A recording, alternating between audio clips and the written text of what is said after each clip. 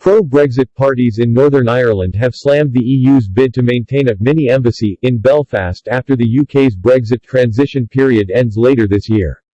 The EU says it needs an office in the city to help monitor the UK's implementation of the withdrawal agreement, under which the UK government agreed to checks on trade between Northern Ireland and Great Britain. The former EU office in Belfast closed in January. But the row over a new EU presence in the city is fueling concerns in Brussels about how the UK withdrawal agreement will be implemented. A letter seen by RTE says the UK government agreed to an EU office in the city in February 2019. The UK government supports the continued presence of EU offices in Edinburgh and Cardiff, alongside London and Belfast, given the long-standing relationship the EU has with all devolved nations, Sir Simon MacDonald, Permanent Secretary at the Foreign Office, wrote. The revelation is thought to be significant because it illustrates collapsing trust between the UK and EU over whether the UK's withdrawal agreement with the EU will be implemented. The UK government now says an EU office is not necessary and would in our view be divisive in political and community terms, according to a letter from Minister Penny Mordaunt. Brexit spokesman Sammy Wilson MP said that the EU plan was unacceptable, and welcomed the UK government's rejection of its plan for a new office.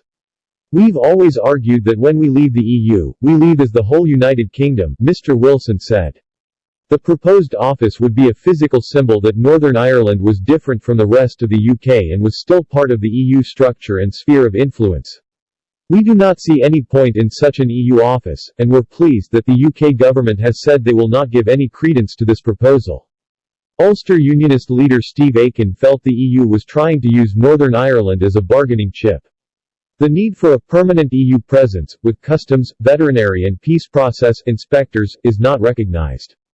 The idea of EU perm reps with extra jurisdiction powers like the EU had in the Balkans is simply not acceptable in the UK, and it is inconceivable that any EU country would accept that on their sovereign territory.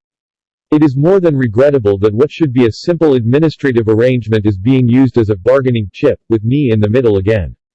TUV leader Jim Allister hit out at the arrogant EU demand. It is critical that the UK government continues to rebuff the aggressive attempt by the EU to secure a permanent presence in Northern Ireland, he said. Just as in the NE Protocol it sought to annex Northern Ireland as an EU satellite state, so, now it wishes to assert authority in this part of the United Kingdom through this proposed presence. Brussels' writ must cease to run in every part of the UK and, therefore there can be no EU headquarters here.